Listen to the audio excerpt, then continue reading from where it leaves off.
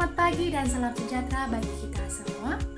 Saya Kusnadiawanti Lestari Borusirai dengan NIM 42033210001 dari Pendidikan Fisika C 2020. Pada kesempatan kali ini, saya akan menjelaskan materi mengenai gerhana dari gravitasi bulan.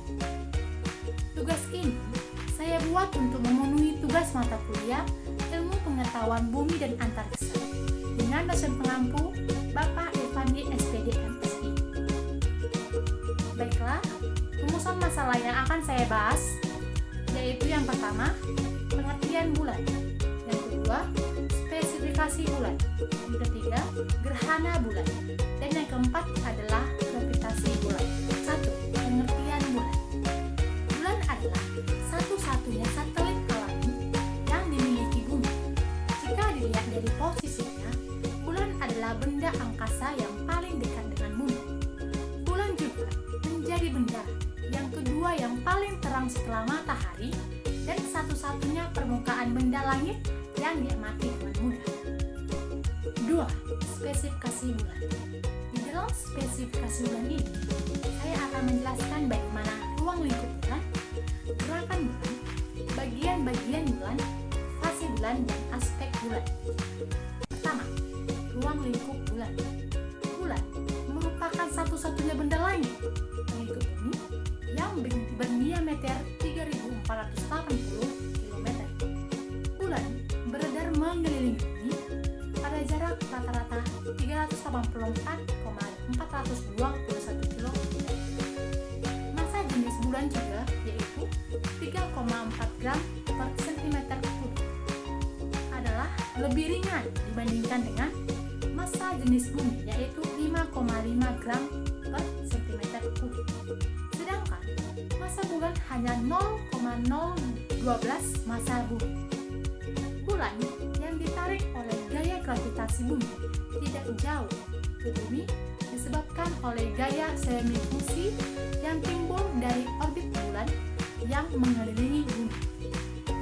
Jarak bulan dari matahari yaitu 149.615.600 km, sedangkan umur bulan adalah 4.420.000.000 tahun. Gerakan bulan. A. Bulan. Bulan adalah perputaran bulan pada porosnya dari arah barat ke timur. Dalam satu kali rotasi bulan memerlukan waktu sama dengan satu kali revolusinya yang mengelilingi bumi. Saat ini, bulan berotasi di setiap 27,3 hari sekali. B. Revolusi bulan. Revolusi bulan adalah peredaran bulan yang mengelilingi bumi dari arah barat ke timur. Satu kali penuh, revolusi bulan ini memerlukan waktu rata-rata selama 27,3 hari. Bagian-bagian bulan. Permukaan bulan terdiri dari bagian-bagian yang disebut A. Tera. Tera yaitu daerah yang terlihat terang yang ditaburi oleh awan. B. Mata. Mata yaitu daerah gurun batuan gelap yang diselubungi oleh lava basah dan hanya sedikit yang terdapat oleh awan. 3. Lembah. Lembah terdapat banyak lembah sempit. Ada yang memanjang tinggi yaitu sekitar hingga 100 km. D. Gunung. Gunung ada yang mencapai ketinggian 8.000 meter. E. Kawah. Diduga jumlahnya mencapai 40.000 dengan diameternya antara 2 sampai 200 km. Kawah ini kemungkinan berasal dari kegiatan vulkanis dan tumpukan meteoroid. Yang keempat, fase bulan. Fase bulan adalah bentuk bulan yang selalu berubah-ubah dilihat dari bumi karena bagian bulan yang mendapat cahaya matahari berubah secara teratur. Adapun fase-fase bulan, diantaranya A. Fase bulan baru yang sering disebut dengan bulan tidak nampak. B. Kuartil pertama 7/3/8 hari yang sering disebut dengan bulan sabit. C. Bulan purnama 14,4 hari yang disebut dengan bulan penuh. D. Kuartil ketiga 22/1/8 hari yang sering disebut dengan bulan sabit. Dan yang ke E yaitu kuartil keempat 28/1/2 hari yang disebut dengan menjadi bulan baru.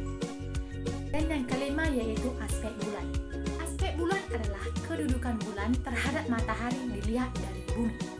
Beberapa aspek bulan yang mudah dilihat yaitu aspek konjungsi, aspek oposisi, dan aspek kuarter. Aspek konjungsi. Konjungsi bulan yaitu kedudukan bulan searah dengan matahari. Aspek oposisi. Oposisi bulan adalah kedudukan bulan berlawanan arah dengan kedudukan matahari dilihat dari bumi. Dan aspek kuarter.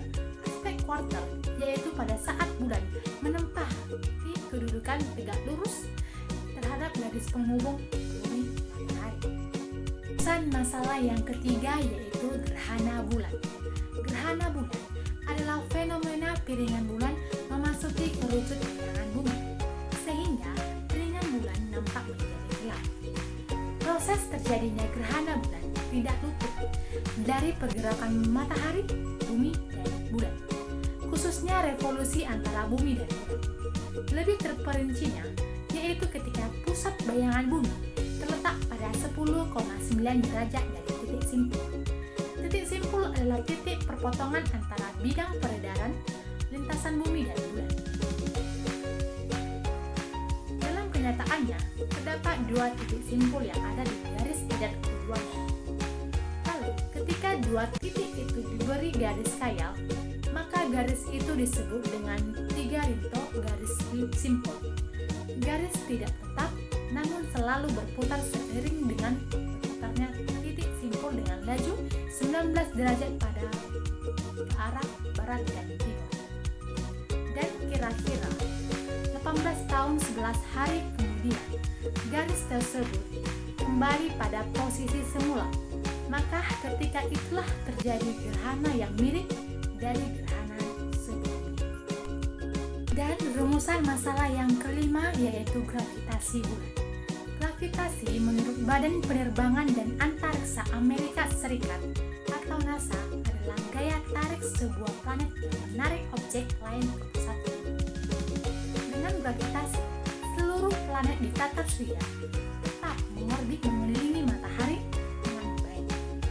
Fungsi dari terjadinya gravitasi bulan adalah saat bulan bergerak mengelilingi bumi dan berada dalam posisi terdekat dengan bumi, maka air laut akan mengalami pasang surut.